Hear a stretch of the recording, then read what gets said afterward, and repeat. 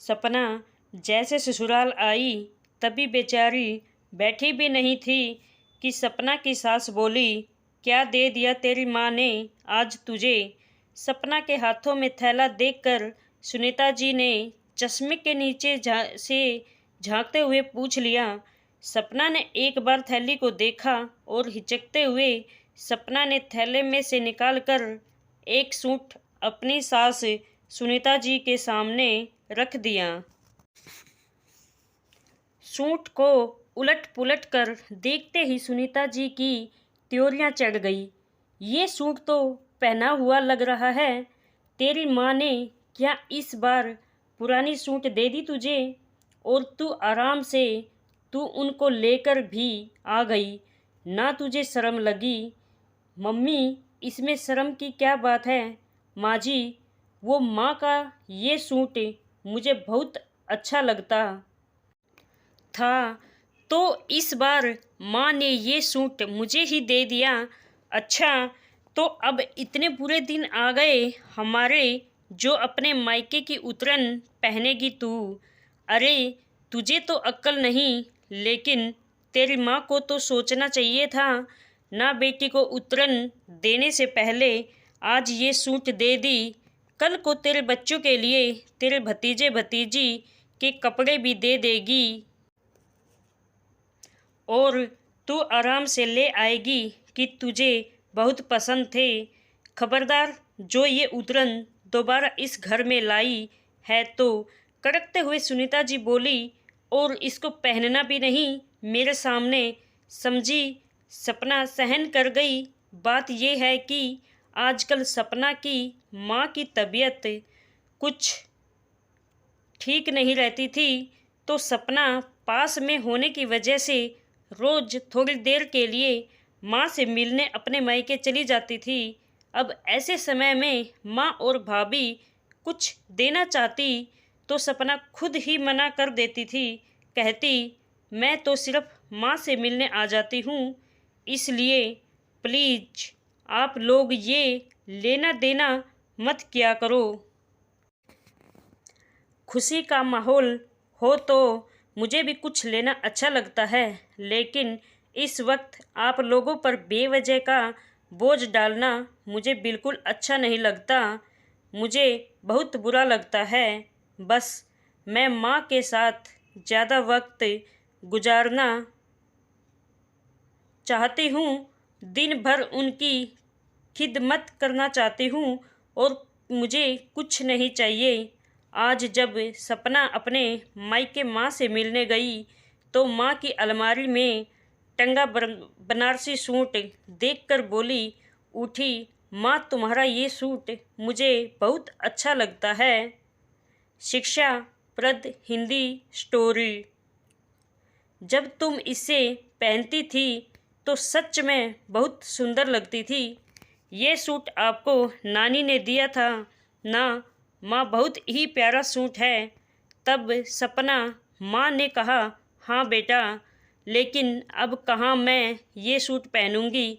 तुझे पसंद है तो तू ले जाना, मेरी निशानी समझकर, और तू पहनना।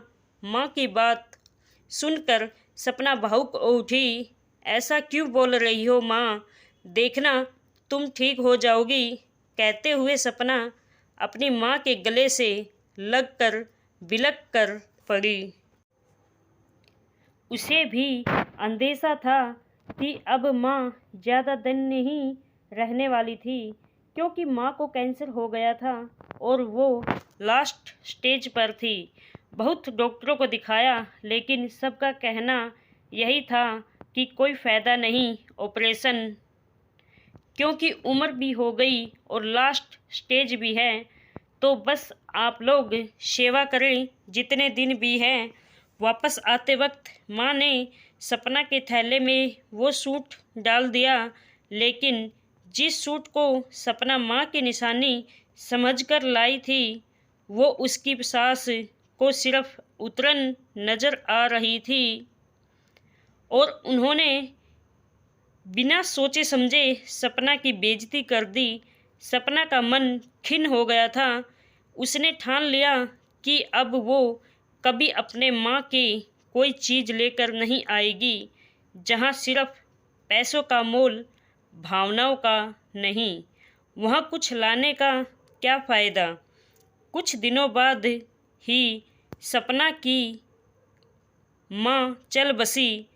पूरे परिवार में शोक का माहौल था।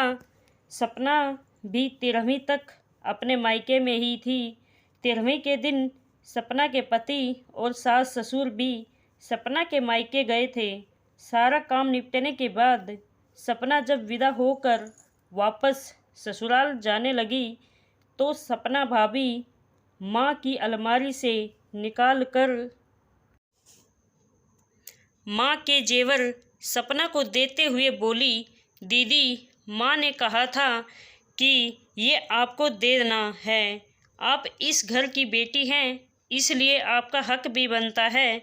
मुझे भी दिया और कुछ जेवर आपके लिए भी रखे थे। दीदी, आप इसको अपने साथ ले जाए। सपना की आंखें छलक आई। खुद को संयत करते हुए वो बोली, नहीं भाभी, माँ नहीं तो क्या हुआ, अब आप सब से ही मेरा मायका है। आप सब तो हैं मेरे साथ, तो फिर मुझे किसी निशानी की क्या ज़रूरत है। ये बाकी के जेवर आप पहन लो, क्योंकि माँ की छवि अब मुझे आप में ही नज़र आएगी। अब आप ही मेरे लिए माँ की जगह हो।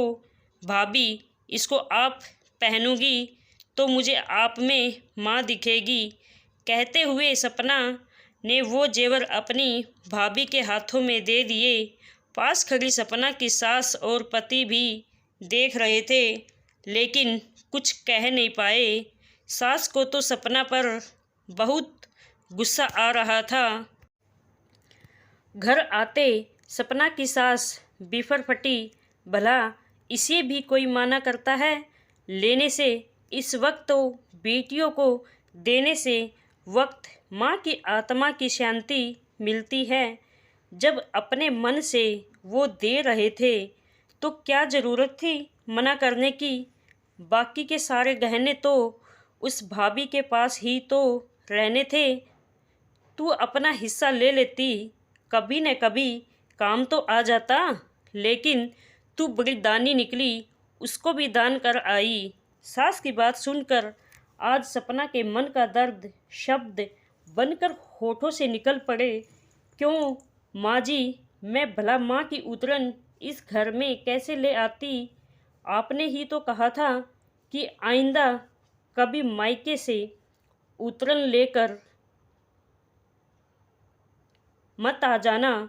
वो सूट तो माँ ने मुश्किल से 2-4 बार पहना था, लेकिन वो जेवर तो माँ हमेशा पहने रखती थी। फिर वो उतरे हुए जेवर मैं कैसे ले आती। माँ जी, आप अपनी कही बात भूल गई।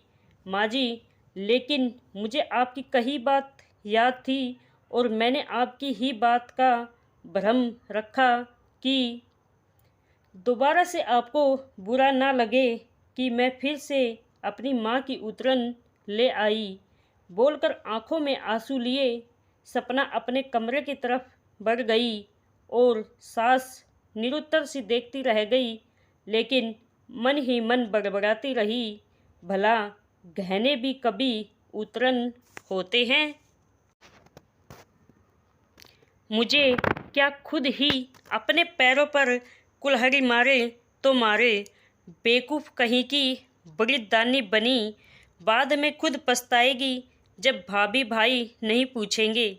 मुझे क्या। सपना की सास बड़बड़ाती रही, लेकिन सपना को अपने किए पर पछतावा नहीं था, बल्कि वो खुश थी, क्योंकि भाभी में भी उसको माँ की छवि ही दिखती थी।